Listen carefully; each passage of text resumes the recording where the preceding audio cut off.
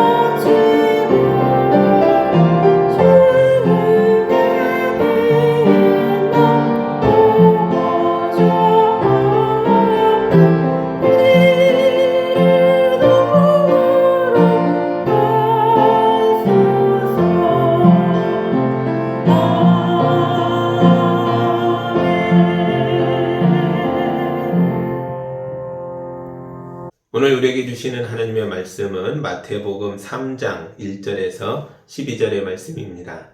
하나님의 말씀을 봉독할 때 경청하시기 바랍니다. 그 무렵에 세례자 요한이 나타나서 유대 광야에서 선포하여 말하기를 회개하여라, 하늘나라가 가까이 왔다 하였다. 이 사람을 두고 예언자 이사야는 이렇게 말하였다. 광야에서 외치는 이의 소리가 있다. 너희는 주님의 길을 예비하고 그의 길을 곧게 하여라. 요한은 낙타 토롯을 입고 허리에 가죽띠를 띠었다. 그의 식물은 메뚜기와 들꿀이었다. 그때 예루살렘과 온 유대와 요단강 부근 사람들이 다 요한에게로 나아가서 자기들의 죄를 자백하며 요단강에서 그에게 세례를 받았다. 요한은 많은 바리새파 사람과 사두개파 사람들이 세례를 받으러 오는 것을 보고 그들에게 말하였다. 독사의 자식들아, 누가 너희에게 닥쳐올 징벌을 피하라고 일러주더냐. 회개에 알맞은 열매를 맺어라. 그리고 너희는 속으로 주제넘게 아브라함이 우리 조상이다 하고 말할 생각을 하지 말아라. 내가 너희에게 말한다. 하나님께서는 이 돌들로도 아브라함의 자손을 만드실 수 있다. 도끼를 이미 나무 뿌리에 갖다 놓았으니 좋은 열매를 맺지 않는 나무는 다 찍어서 불 속에 던지실 것이다. 나는 너희를 회개시키려고 물로 세례를 준다. 내 뒤에 오시는 분은 나보다 더 능력이 있는 분이시다. 나는 그의 신을 들고 다닐 자격조차 없다. 그는 너희에게 성령과 불로 세례를 주실 것이다. 그는 손에 키를 들고 있으니 타작마당을 깨끗이 하여 알곡은 곡간에 모아들이고 쭉정이는 꺼지지 않는 불에 태우실 것이다. 아멘. 잠깐 기도합니다. 사랑의 하나님 아버지, 세례자 요한을 예수님 앞에 먼저 보내서 많은 사람으로 하여금 준비할 수 있도록 하셨던 말씀을 봅니다. 우리도 이 말씀을 깊이 묵상하고 다시 오실 주님을 준비된 모습으로 기다리는 성도들 되도록 인도하여 주옵소서. 예수님의 이름으로 기도합니다. 아멘. 오늘은 대림절 두 번째 주일입니다. 오늘 본문에서는 세례자 요한이 등장해서 예수님을 기다리는 종말의 시간에 우리가 해야 할 일들에 대해서 말해주고 있습니다. 그것은 바로 회개입니다. 1절과 2절 다시 볼까요? 그 무렵에 세례자 요한이 나타나서 유대 광야에서 선포하여 말하기를 회개하여라, 하늘나라가 가까이 왔다 하였다. 아멘. 요한이 하늘나라가 가까이 왔다 라고 말한 건 유대인식으로 종말의 시간을 말한 것입니다. 세례자 요한은 지금 세상의 종말의 시간이 다 됐으니 회개해라 라고 말해주고 있는 거죠. 하나님은 세상의 마지막 날에 목자가 양과 염소를 구분하듯이 구원의 대상과 심판의 대상을 구원하신다는 것입니다. 세례자 요한은 하늘나라가 가까이 왔지만 아직 완전히 도래하지 않은 지금이 심판의 대상이었던 죄인들이 구원의 대상으로 옮겨갈 기회다 라고 말하고 있는 것입니다. 죄인을 구원할 수 있는 유일한 방법은 자기 죄를 후회하고 반성하고 눈물로 뉘우쳐야 하는 회개인 거죠. 그래서 세례자 요한이 회개해라, 하늘나라가 왔다라고 외치고 있는 것입니다. 벌써 1년 지났는데요. 1년 전 우리나라 대통령이 갑자기 계엄을 선포했다가 실패했죠. 군대도 경찰도 일반 시민도 계엄에 반대했기 때문입니다. 계엄을 일으켰던 대통령이 권좌에서 밀려나서 지금은 내란의 우두머리로 재판을 받고 있습니다. 그야말로 도끼가 나무 뿌리에 놓인 형상입니다. 그런데 안타깝게도 이분이 죄를 짓고 감옥에서 회개하고 있다라는 소식을 듣지 못하는 거죠. 물론 그분이 국민께 심려를 끼쳐 죄송하다, 미안하다 이렇게 말씀하셨지만 그걸 진정한 회개라고 보기가 어렵습니다. 진정성 있게 회개하려면 3가지 단계를 거쳐야 합니다. 첫째, 자기 죄를 솔직하게 고백하고 인정해야 합니다. 무엇을 잘못했는지를 알아야 회개하는 거죠. 둘째, 피해 입은 사람들에게 진심으로 용서를 구해야 합니다. 그리고 피해를 보상하기 위해 최선을 다해야 합니다. 셋째, 다시는 같은 일을 반복하지 않아야 하는 거죠. 옛사람이 죽었고 이제 새 사람이 됐다는 것을 모두에게 보여주어야 하는 것입니다. 이런 과정을 통과해야 진정성 있는 회개를 한 사람이다 라고 말할 수 있는 것입니다.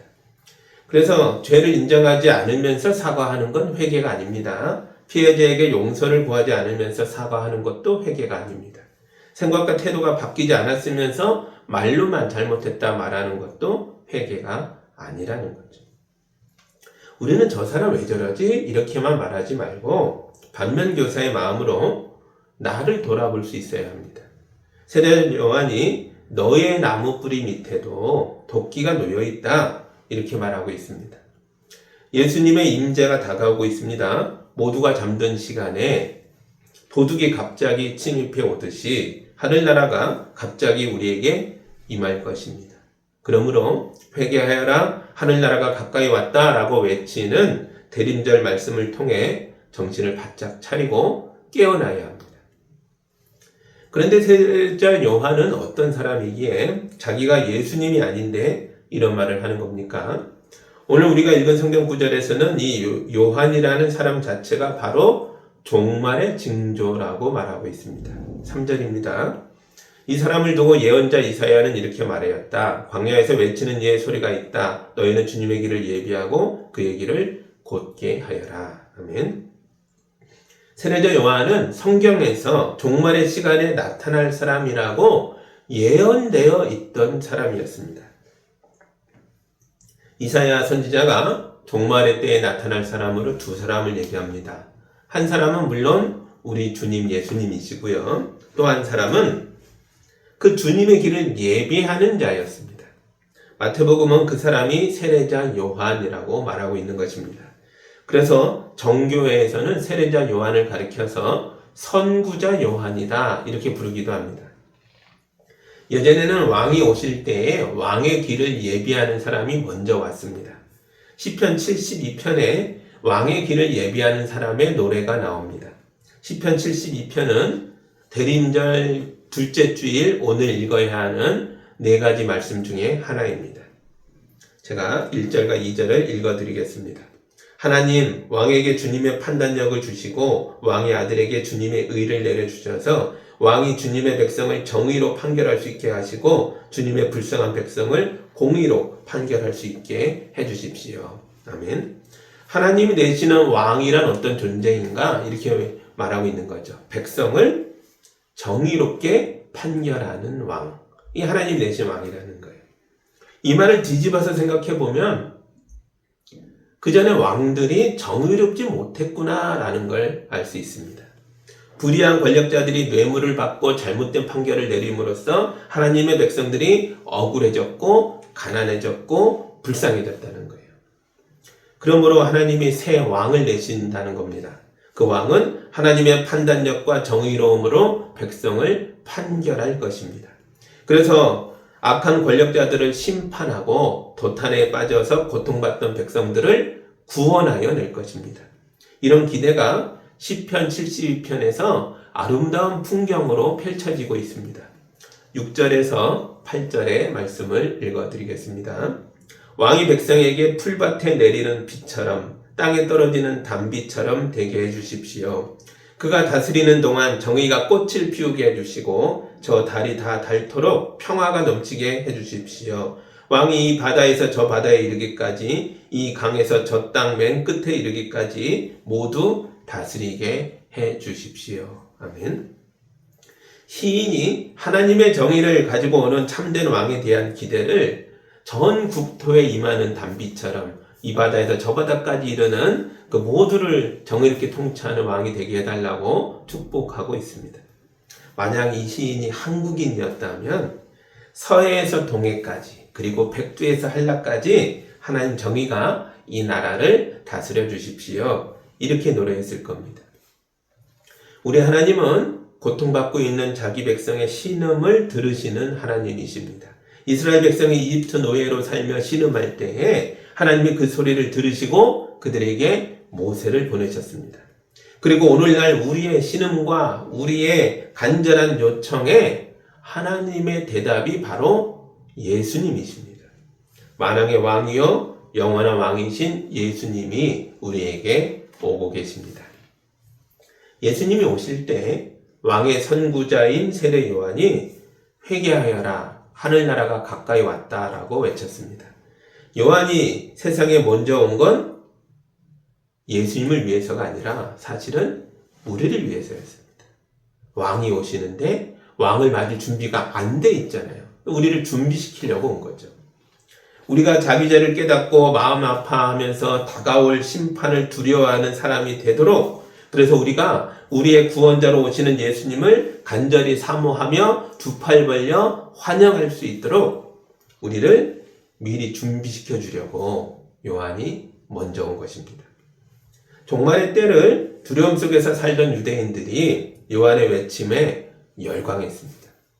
많은 사람들이 광야에 몰려가서 요한에게 자기들의 죄를 고백하고 요한이 주는 세례를 받습니다. 5절과 6절입니다.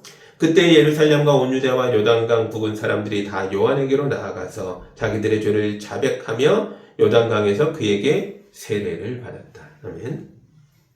오늘날로 보면 제가 여러분에게 요한일 수 있습니다. 저에게는 여러분을 용서하고 치유하고 구원할 수 있는 능력이 없습니다. 오직 예수님만 그런 일을 할 수 있죠. 그래서 저는 날마다 주의 말씀을 준비하여 여러분에게 선포하고 가르치고 있습니다. 그러니까 말씀이 깊이 찔러오면 기분 나빠하고 도망가고 그러지 말고 말씀을 붙들고 주님 맞을 준비를 하십시오. 죄를 자백하고 예수의 이름으로 세례받아 새 사람이 되어야 합니다. 그러면 구원을 받게 될 것입니다. 그리고 세상 앞에서는 여러분 한 분 한 분이 다 세례자 요한입니다. 우리가 멸망하고 있는 세계 앞에서 회개하여라. 하늘나라가 오고 있다. 그러므로 예수 믿고 구원받아라. 이렇게 외치는 사람이 되어야 합니다. 하나님 나라가 오는 날까지 우리가 어떻게 살아가야 하는지에 대해서 예수님이 직접 말씀하신 적이 있습니다. 누가복음 19장에서 예수님이 이런 이야기를 하십니다. 어떤 주인이 왕위를 받으려고 멀리 떠났다가 왕이 되어서 돌아오고 있다는 거예요. 그러자 종들이 왕이 돼서 오신 주인 앞에 한 명씩 나와서 이런 고백을 했다는 겁니다. 주인님이 주신 한 문화로 10문화를 남겼습니다. 그러자 그 주인이 그 종에게 이렇게 말했습니다. 누가복음 19장 17절입니다. 주인이 그에게 말하였다. 착한 종아 잘했다. 내가 아주 작은 일에 신실하였으니 10고을을 다스리는 권세를 차지하여라. 아멘.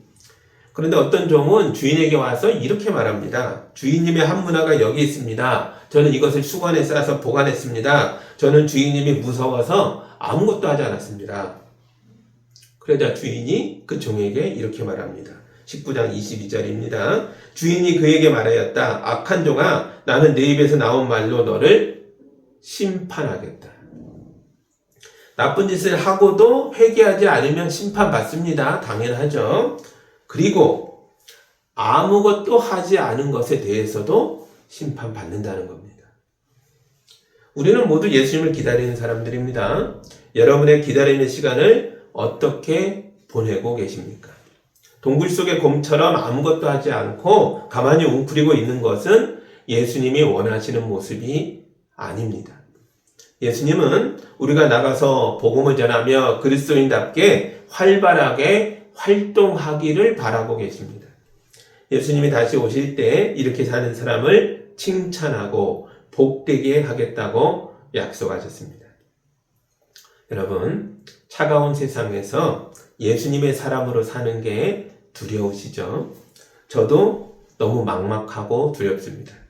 그래도 믿음을 포기하지 마십시오. 끝까지 그리스도인답게 사시기 바랍니다. 우리의 왕이신 예수님이 오시는 날 충성스럽게 살아온 여러분을 보시고 크게 기뻐하실 것입니다. 여러분은 요한처럼 살기를 바라셔야 합니다. 요한이 어떻게 살았습니까? 자기의 사명을 완수하려고 빛나는 제사장의 옷을 벗었습니다.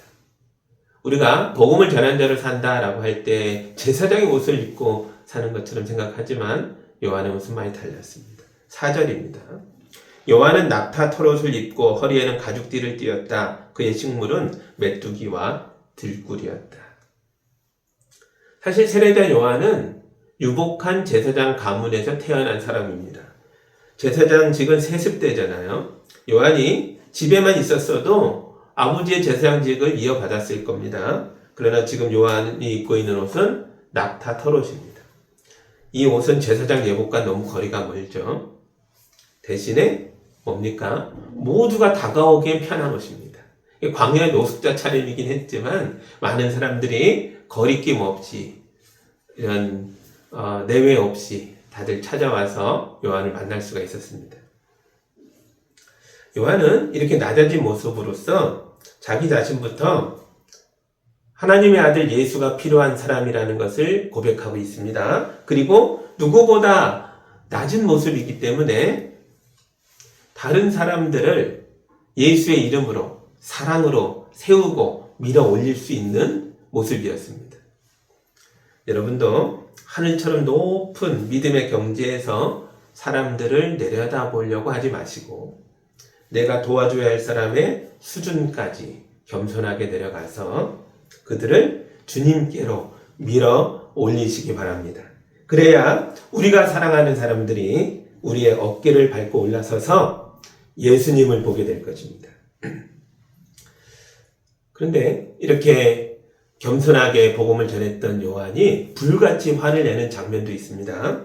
바리새파 사람과 사두개파 사람들이 거만한 표정으로 요한에게 세례를 받겠다고 왔을 때였습니다. 요한은 그들을 보면서 독사의 자식들이라고 야단칩니다. 7절과 8절입니다. 요한은 많은 바리새파 사람과 사두개파 사람들이 세례를 받으러 오는 것을 보고 그들에게 말하였다. 독사의 자식들아, 누가 너에게 닥쳐올 징벌을 피하라고 일러주더냐. 회개에 알맞은 열매를 맺어라. 아멘. 요한이 이 사람들에게 불같이 화를 낸 이유는 그들이 자기들의 죄를 그냥 둔 채로 세례만 받고 싶어 했기 때문입니다. 세례가 죄를 용서해 주는 게 아닙니다. 회개에 알맞은 열매를 맺지 않으면 세례를 100번 받은 게 무슨 소용이겠습니까? 아무 효력이 없습니다. 순서가 틀렸거든요. 세례는 죄인이 죄를 뉘우치고 죄인의 방식에서 살던 삶을 고쳐서 새로워지겠다라고 결심하고 살아가는 것을 보일 때 그것을 확인하고 베푸는 아름다운 예식입니다. 초대교회에는요, 세례를 줄 때 3년을 지켜봤다고 하는 기록도 있습니다. 요한이 회개에 알맞은 열매를 맺어라 라고 외쳤습니다. 이 말은 회개란 한순간에 느껴지는, 경험하는 후회의 감정이 아니라 오랜 시간 들여 죄로 어그러졌던 인생을 다시 새롭게 고쳐나가는 과정이다라는 걸 말해주고 있는 것입니다. 3살 버릇이 여든 간다라는 속담이 있듯이 작은 습관 하나 고치는데도 굉장히 어렵습니다. 알코올 중독자가 술을 갑자기 끊을 수 있는 게 아니잖아요. 게임 중독 청소년이 하루아침에 게임 그만둘 수 있는 게 아닙니다. 중독 때문에 삶이 무너지고 있는 것을 알면서도 쉽게 고치지 못합니다. 그래서 중독이라고 말하는 거죠. 중독을 끊어내려면 오랜 시간 노력해야 합니다. 그래야 열매를 맺을 수 있습니다. 회개도 그렇습니다. 죄도 중독이나 마찬가지거든요. 회개는 한순간의 고백이 아니라 오랜 시간 들여서 합당한 열매를 맺어야 완성이 되는 것입니다. 누구나 지난날의 죄악을 깊이 뉘우치며 후회하고 반성할 수는 있습니다. 그러나 그 죄악을 그만두는 건 대단히 어렵습니다. 그래서 누군가가 연약한 우리 인생에 개입하셔서 도와주셔야만 합니다. 그 일을 성령님이 하십니다. 11절입니다. 나는 너희를 회개시키려고 물로 세례를 준다. 내 뒤에 오시는 분은 나보다 더 능력이 있는 분이시다. 나는 그의 신을 들고 다닐 자격조차 없다. 그는 너희에게 성령과 불로 세례를 주실 것이다. 아멘. 죄를 뉘우쳤다면 이제 죄인의 삶으로 돌아가지 않고 새롭게 살기 위하여 성령으로 충만해져야만 합니다. 우리 능력으로는 작은 버릇 하나 고칠 수 없습니다. 그래서 성령님이 우리에게 오셔야만 합니다. 예수의 이름을 믿고 고백하고 그 이름을 따라 우리에게 약속하신 성령님을 받아야 한다는 거죠. 성령으로 충만한 사람들은 세상에서의 어려움과 고통과 심지어 억울한 고난과 죽음도 이기게 되는 것입니다. 이미 도끼가 나무 뿌리에 놓였고 종말의 시계가 마지막 시간을 가리키고 있습니다. 아무도 종말의 시간에서 도망칠 수 없습니다. 침몰하고 있는 세상에서 사람들의 영혼을 건져내야 하는데 그 시간이 얼마 남지 않았습니다. 예수님이 세상에 자기 종들을 남겨두셨습니다. 예수님이 하늘로 가시면서 자기가 다시 올 때까지 열심히 일해달라고 자기 종들에게 부탁하셨습니다. 우리가 바로 그 종들입니다. 그러므로 복음의 열정을 가지고 차가운 세상에 도전하시기 바랍니다. 가만히 있으면 아무 일도 일어나지 않습니다. 몸을 움직여서 일하십시오. 일하는 자에게 성령님이 임하셔서 역사하십니다. 허무한 세상에서 영원한 하나님 나라를 선포하십시오. 탐욕의 시대에서 순결한 복음을 선포하십시오. 권력자들 앞에서 참된 왕이신 예수님을 선포하십시오. 세상이 차갑지만 성령의 불이 차가운 세상을 녹일 것입니다. 여러분 모두 종말의 시간을 달리는 충성스러운 종으로 하나님 나라를 이 땅에 실현하는 복된 사람들이 다 되시기를 우리의 왕이신 예수님의 이름으로 축복합니다. 기도하겠습니다.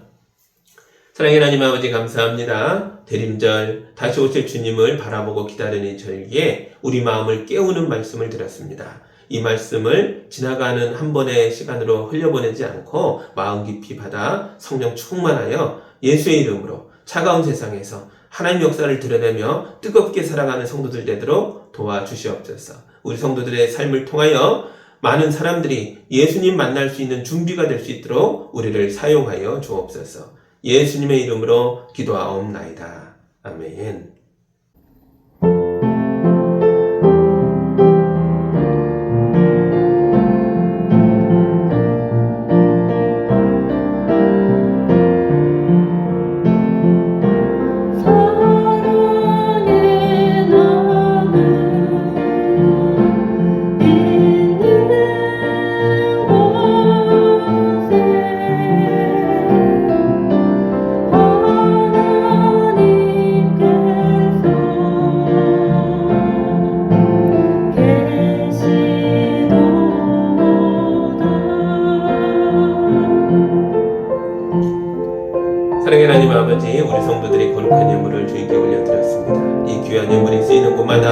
하나님의 역사가 일어날 줄 믿습니다. 하나님 나라가 임하게 하여 주옵소서. 그리고 우리 성도들이 살아가는 모든 삶에서 하늘의 역사가 성령 충만함에 뜨거운 일들이 풍성히 일어날 수 있도록 열매 맺을 수 있도록 축복하여 주옵소서. 예수님의 이름으로 기도합니다. 아멘.